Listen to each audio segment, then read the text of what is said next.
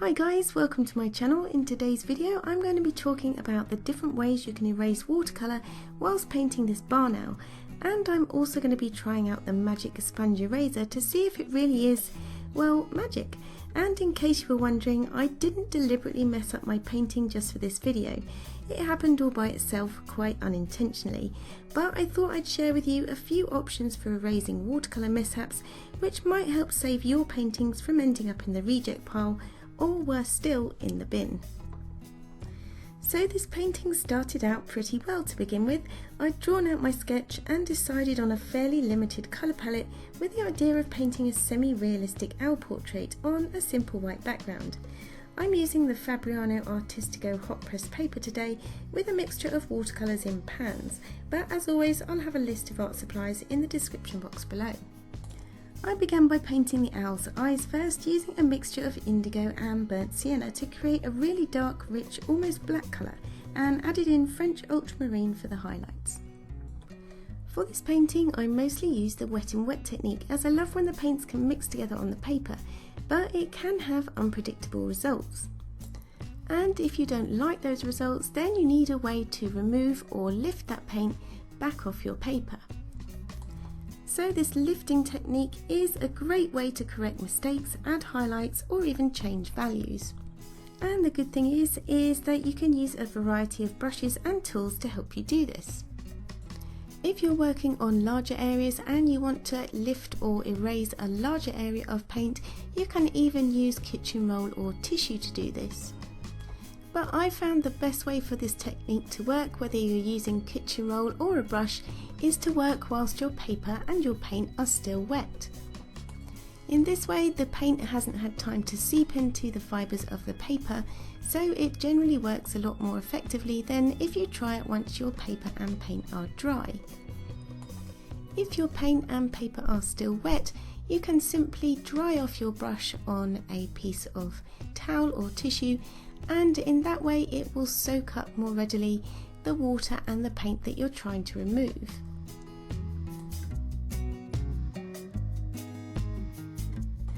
So you've dried off your brush, it's now considered a thirsty brush, and tried to use it to lift paint from your paper. But what if it doesn't work? Well, there are several factors that may influence how this technique works. And the first major one is the paint. So different watercolour paints contain different pigments with different staining properties.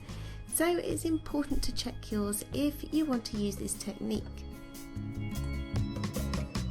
Now, most manufacturers will provide information on the staining properties of their paints either on the packaging or on their websites, but if you're not sure, you can test swatches out yourself on a piece of watercolour paper.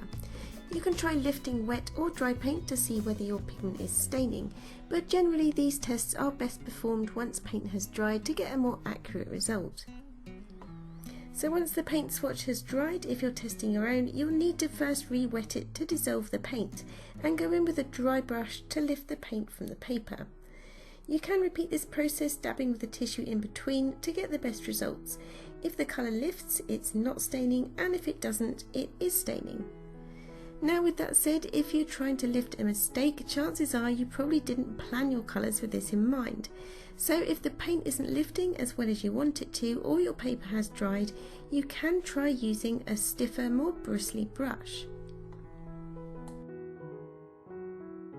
You can even buy specific paintbrushes called scrubbers with this technique in mind. But any cheap paintbrush that you can get in a kid's art set will do the same thing. The thing that you do have to be careful of when you're using this technique, and you're being a little bit rougher with it though, is you have to think about the paper that you're using. Now if you're using cotton paper, then generally it's a little bit tougher and it can withstand more water and more scrubbing with techniques like this. But if you're using a lighter weight watercolour paper, or you're using paper that isn't cotton, you do have to be careful that you don't scrub away at it too much, because you will rough up the surface of the paper, damaging it and even potentially making holes in it. So with the face and head of the owl more or less done, let's recap with a quick demo on the lifting methods I've used so far. For the owl's face, I lifted paint from unwanted areas whilst the paper was still wet. For this to work, your brush needs to be pretty dry and cleaned and dried off in between each lifting. I also mentioned how you can use a paper towel or tissue for larger areas, and this is really effective as well for painting in clouds, for example. This lifting technique can also be used once your paint is dry, but the effectiveness will depend on the staining properties of individual pigments.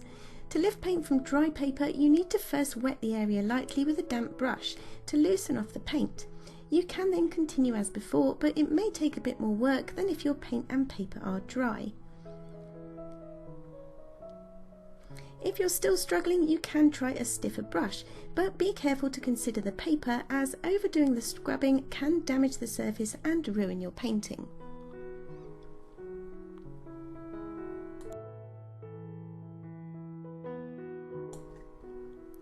Then it was time to start on the owl's body and wing, and for the first layers I was able to continue using the lifting methods I mentioned earlier, as with single light layers of paint it works really well.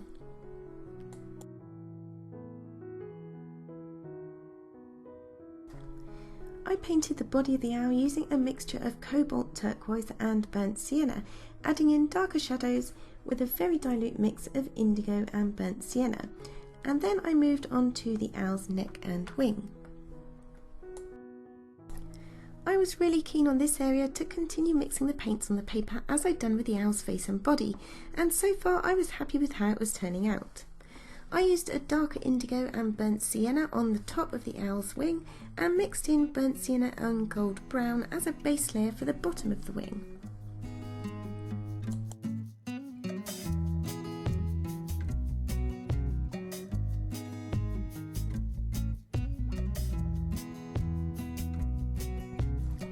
With the base layers down, it was then time to add some darker values and some more layers on top of the dried paper.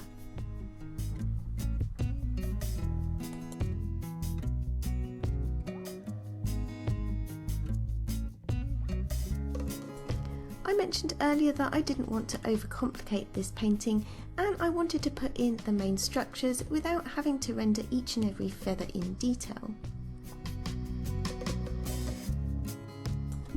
But as I added more layers, especially the darker ones on the top half of the bird's wing, I felt like the painting was getting a bit overworked and was losing some of the bright underneath layers, leaving this top part looking a bit muddy.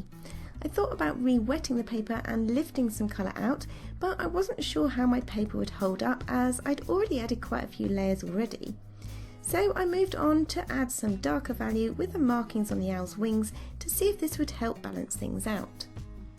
This helped to add depth and a bit more contrast, but I still wasn't completely happy with the top part of the owl's wing, and it was then that I remembered the magic eraser I'd bought at my local hobbycraft store. This pack of 4 magic watercolour sponge erasers cost me about £4, but you may be able to pick them up cheaper online or local to where you live. They are a really dense sponge and claim to completely remove unwanted watercolour paint from your paper. You can easily cut them and shape them to size depending on your individual needs, so I cut a triangle shape out as I wanted to lift paint from a precise area of my painting. I tested the sponge out on a dried swatch of indigo paint to put it to the test before going in on my owl painting. To use the sponge, all you have to do is simply dampen it and gently rub the desired area until the paint is removed. These sponges are reusable and just require rinsing after use. They are also chemical free, so shouldn't damage your paper or affect the colour of your paintings. But do they work? In short, yes it does, but let's have a closer look to see what you think. Bear in mind though that this was dried paint, and when trying out the regular lifting technique, which you can see to the left of the magic eraser swatch, we did have to work a fair bit harder to get the results we wanted. What I like about the magic eraser is that not only does it work, but you don't need to scrub at the surface of your paper to get it to lift dried on paint. And this was exactly the tool I was looking for to rescue my owl painting. So with just a small amount of water and very little pressure, I was able to successfully lift out some of the darker areas on the owl's wing that I wasn't happy with.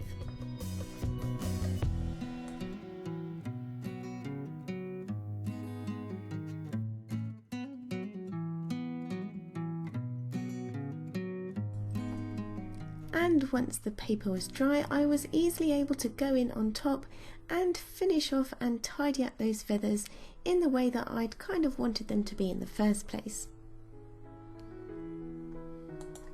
Now I don't know what's in these sponges that makes them work, or how using it might affect either your paper or paint after time, so I probably wouldn't advise using this on an original piece of artwork that you are planning on selling. If there's anyone out there who does know what it is in these sponges that makes them erase watercolour paint from your paper, then I'd love to know. I'm really curious, so do drop a comment in the box below. So now that I was happy with my painting, all that was left to do was to add a few finishing touches. I added some of the darker markings around the owl's neck and chest, and also used a fan brush to put in looser markings over the owl's darker feathers. Lastly, I went in with some white gouache to add in some bright white feathers. Gouache is an opaque watercolour which works really well over transparent watercolour. It can also be used to cover up mistakes and can be mixed with your regular watercolours to make them opaque too. It may not be what you're looking for if you want to maintain transparency and luminosity in your watercolour paintings, but it's a really useful supply to have. I especially like using this to create fine whiskers and white fur, and tested it out recently in my coloured pencil drawing of a cat. I'll link that video at the end of this video if you haven't seen it and fancy checking it out. I hope you've enjoyed today's video and maybe even found it useful or helpful in some way. If you'd like to see more on this channel, then please also consider subscribing. And thank you so much for watching. Have a great week and I'll see you all very soon. Take care. Bye.